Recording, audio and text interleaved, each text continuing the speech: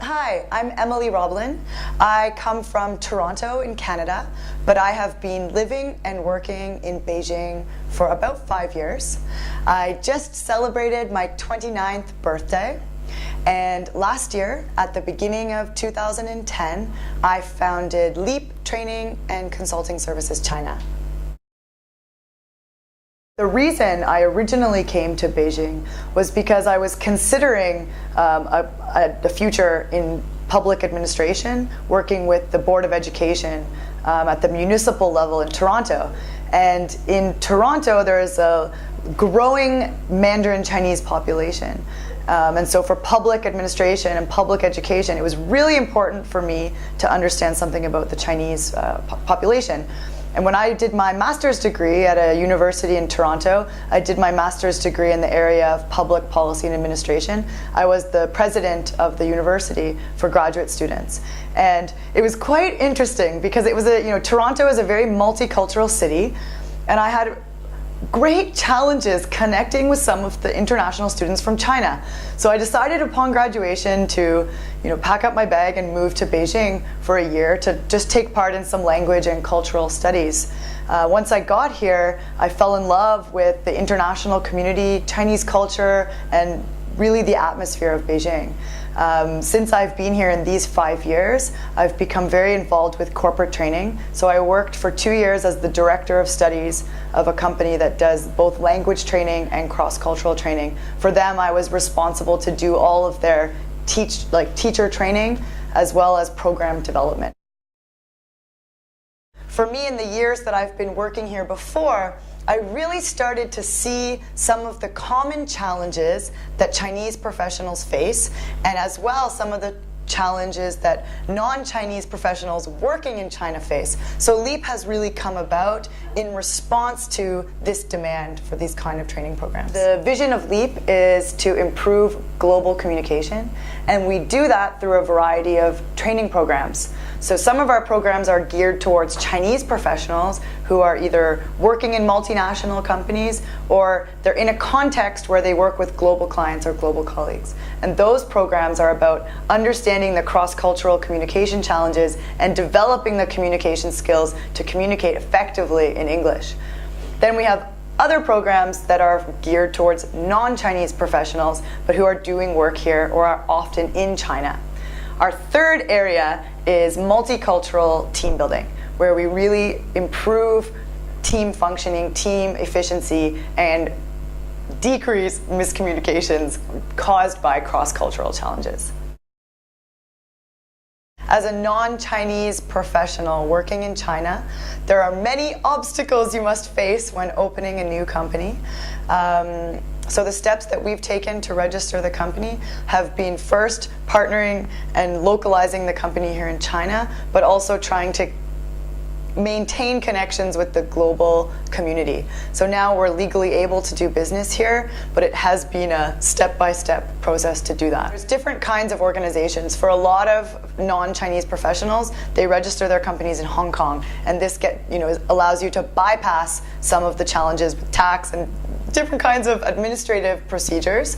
But the challenge associated with that is that you can't provide local, what they call in China as fapiaos, which is the receipts that your clients need as a kind of invoice. So to be able to offer that, you really only have two choices. You can create what we call a WFOE, which is a wholly foreign-owned enterprise, or you can create a joint venture with a Chinese company or a Chinese shareholder that must have at least 51% ownership.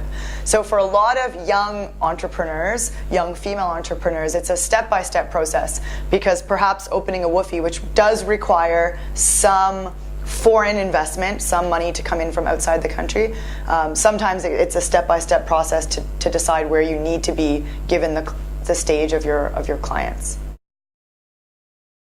the good thing about a service and a consulting company is that we can do it on a lower investment scale than some other industries, for example, high tech, that require huge investments and manufacturing and that kind of thing. So our investment stage was quite low, and one of the main strategies that has been really important to me is to keep overhead as low as possible. I mean, most of the services that we offer take place in our client premises. So it's been really about, in the first year, now we're in our second year, and even going into our 5-year plan, to keep control overhead as much as possible by building strategic partnerships in the industry and building relationships, long-term relationships with clients, where we can, build the company horizontally without, increasing our overhead at a rate that's too quick. That's a really interesting question. There are a lot of training companies popping up in China, both from non-Chinese professionals that are moving here and from local Chinese. What makes LEAP special are a few things. Number one, we really emphasize what we call individual reporting, because soft skills are a very particular kind of communication skill, and it's quite difficult to measure. And it's not something we can learn in one day or in one afternoon. It's something that we need to clearly understand: what are our individual strengths, what are our individual challenges, and how can we go about improving our overall communication over time. So what we do at LEAP is a pretty thorough individual reporting system, where everybody during the training will become very clear about what their individual strengths are and what their challenges are. And perhaps more importantly, they develop the skill to become their own judge of how they're doing in their communication, and to set new goals so that they can constantly be improving. One other really interesting area that LEAP is looking at, this is something that I particularly am passionate about, is women. So we have a series that we call the Powerful Women series, where we work with women to talk about things like work-life balance, how to create inclusive workspaces, how to express confidence at work, as well as to develop your self-esteem. And it's a series that has become increasingly popular, and that we're developing a community around here because the demand is so high for this kind of program. Number one is be here. I've met a lot of young entrepreneurs who come over from Western countries or different parts of the world, and they want to set up their business in a few months and go home. Well, let me tell you that I've been here for 5 years, and I set up LEAP the beginning of last year, and I think that was the right time. It allowed me a few years to first start to understand the business culture here, the atmosphere in Beijing, as well as to really understand the needs of the clients that we have. It's about localizing programs. In the industry that I'm in, we see a lot of foreign products that come in, open a subsidiary, and just offer the exact program that they've created in a Western country, and we see that those aren't that successful. So it's about being able to localize, to understand the needs of the clients that you have here, but at the same time be able to offer it at a quality and a service level that you're proud of. So I think that's a tip, is to really be here long enough to understand the culture and understand the needs of your clients, and to be able to change your perspective and understand that people might, the needs that they have or the expectations that they have may be different than your common sense may allow you to think. A lot of the training programs that we're doing at LEAP are looking at some of these cross-cultural challenges. And of course, we can see different parts, whether it's different countries in Europe versus North America versus different parts of Asia, some of the challenges in communication.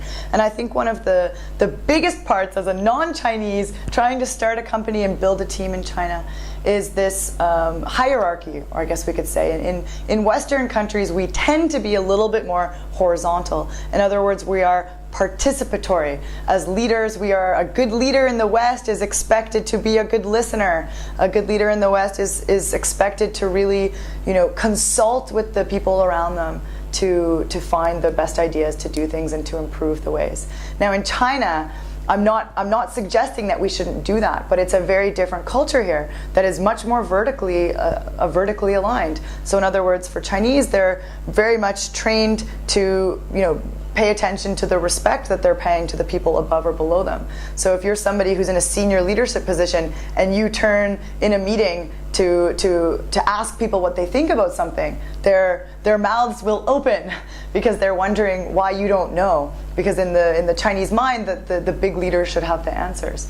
Now again, China is changing at a rate that is not comprehensible to a Western audience. I mean, things are changing here with different generations, the younger generation and older generation, and countryside versus city. I mean, it's very difficult to generalize across Chinese culture, but there are some of these challenges which, as a Western entrepreneur, when you try to build your team, especially at those startup stages, you need to be aware of how you're going to choose the team in a way that you can get the collaboration that you need, especially things like local marketing. For example, how you market a product will be very different in China than it is in the West. So as an entrepreneur, a Western entrepreneur, you need to find somebody who's able to educate you on how to do that. For many Chinese, they want you to tell them what to do, specifically, step by step. They want the job description to be, very black and white about specifically what their responsibilities are.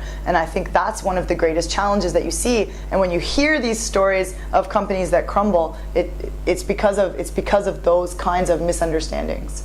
I think one other, really important tip is to focus on the registration of your company. Now, luckily this hasn't happened to Leap, but when I do share in the business community, we hear of this happening a lot, where we have partnerships between Western companies and Chinese company because of these challenges that we talked about registration and getting up in the startup stages, that a foreigner will come with the intellectual property and will create a local partnership with Chinese, but they have 51% ownership.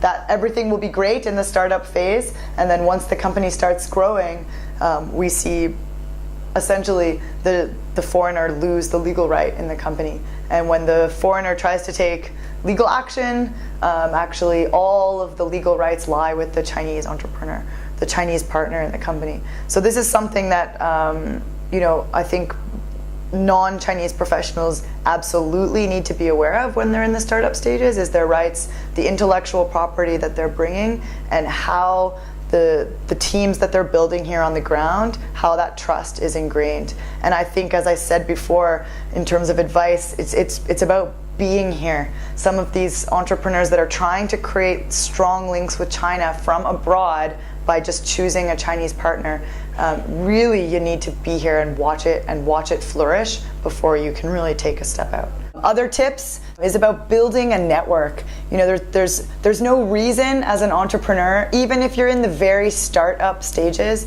to try and do things alone. This is true in China or true anywhere in the world. It's about building a network, collaborating with people that are in your industry and finding other people that are doing similar things and sharing ideas, challenges, and opportunities in that way.